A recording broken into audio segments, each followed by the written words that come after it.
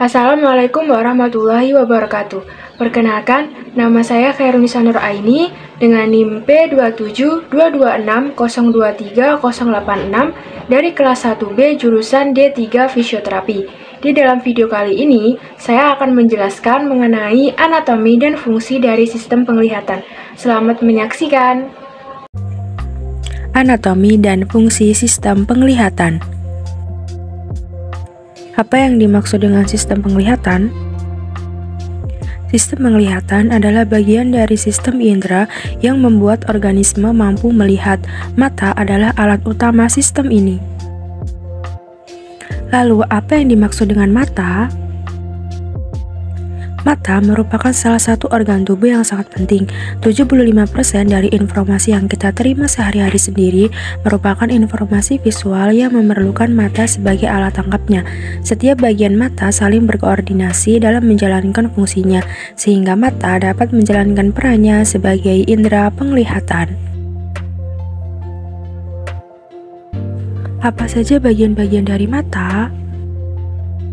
Bagian-bagian dari mata dimulai dari sklera, koroid, iris, lensa, pupil, kornea, aqueous humor, vitreous humor, retina, fovea, bintik buta, dan terakhir saraf optik. Lalu apa saja fungsinya? Yang pertama adalah sklera. Sklera adalah bagian dinding putih mata. Sklera ini berfungsi untuk melindungi struktur mata dan membantu mempertahankan bentuk pada mata. Yang kedua adalah koroid. Koroid adalah lapisan jaringan ikat yang menghubungkan antara retina dan sklera. Koroid mengandung pembuluh darah dengan konsentrasi tinggi yang ketebalannya 0,5 mm, mengandung sel-sel pigmen penyerap cahaya untuk mengurangi pantulan di retina. Yang ketiga adalah iris. Iris merupakan bagian berwarna yang berada di sekitar pupil. Kalau kamu melihat orang yang punya warna mata berbeda, iris inilah yang berperan memberi warna pada mata. Maka dari itu, iris terkadang disebut sebagai selaput pelangi. Yang keempat adalah lensa mata. Lensa mata adalah bagian yang bersifat lunak dan transparan. Posisinya berada di belakang iris. Bagian mata ini berfungsi untuk mengumpulkan dan memfokuskan cahaya. Selanjutnya adalah pupil. Pupil yang merupakan bagian lingkaran hitam di bola mata kita, sebenarnya adalah tempat lewatnya cahaya ke dalam mata. Pupil berfungsi untuk mengatur banyak sedikitnya cahaya yang masuk pada mata kita.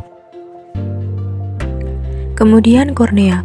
Kornea merupakan bagian bening yang bersifat tembus pandang dan terletak di lapisan terluar.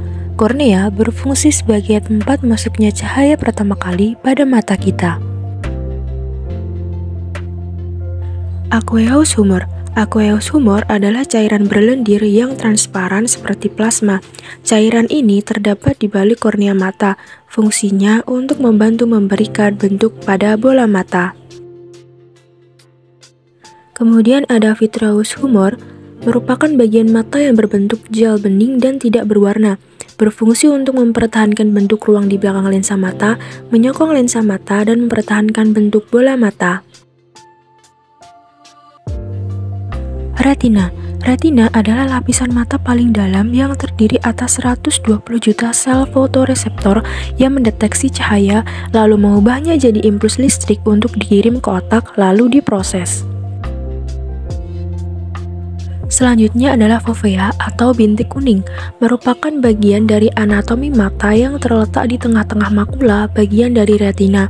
Fovea bertanggung jawab terhadap ketajaman penglihatan yang sangat dibutuhkan manusia untuk membaca, mengendarai kendaraan, atau melakukan aktivitas yang memerlukan ketajaman penglihatan. Selanjutnya bintik buta. Bintik buta atau titik buta adalah bagian yang berfungsi untuk meneruskan dan membelokkan berkas saraf menuju otak. Yang terakhir adalah saraf optik.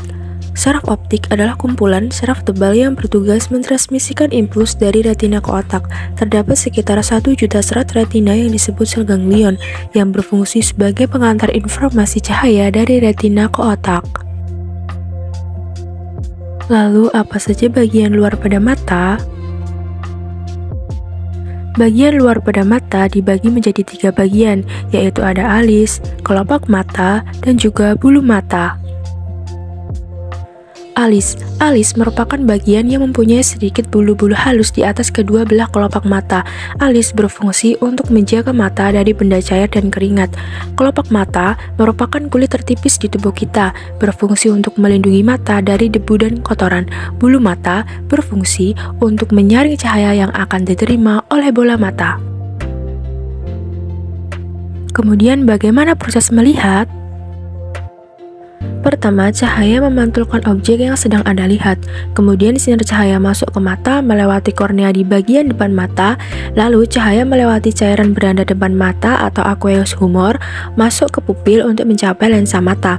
Lensa merubah ukuran cahaya yang akan difokuskan ke retina di belakang mata. Saat menuju retina, cahaya melewati cairan kental dan jernih atau disebut vitreous humor. Vitreous humor akan membantu cahaya mempertahankan bentuknya di bola mata. Cahaya tiba di belakang mata lalu sampai ke retina. Retina mengubah cahaya menjadi impuls listrik yang kemudian dibawa ke otak oleh saraf optik. Tahap terakhir cahaya sampai di otak lalu diproses di korteks visual otak besar dan menjadi apa yang Anda lihat. Lalu dalam proses melihat, jika mata melihat objek yang jauh, pupil akan melebar, otot mata mengkerut, lalu lensa mata memanjang dan pipih. Jika melihat objek yang dekat, pupil mengecil, otot mata memanjang, dan lensa mata mengkerut dan cembung. Penyakit apa saja yang menyerang pada organ mata? Di antaranya yaitu pertama, buta warna, sel batang tidak berfungsi dengan baik dan menyebabkan Anda tidak bisa membedakan warna-warna. Kedua, katarak, masalah penglihatan menjadi buram karena efek usia. Ketiga, konjungtivitis atau mata merah akibat radang atau infeksi. Keempat, glaukoma, gangguan pada saraf optik mata. Kelima, hipermetropi atau rabun dekat, kondisi mata tidak bisa melihat objek dekat dengan jelas, namun melihat objek jauh dengan jelas. Miopi atau rabun jauh kebalikan dengan rabun dekat, tidak bisa melihat objek jauh dengan jelas. Berikut adalah daftar pustaka.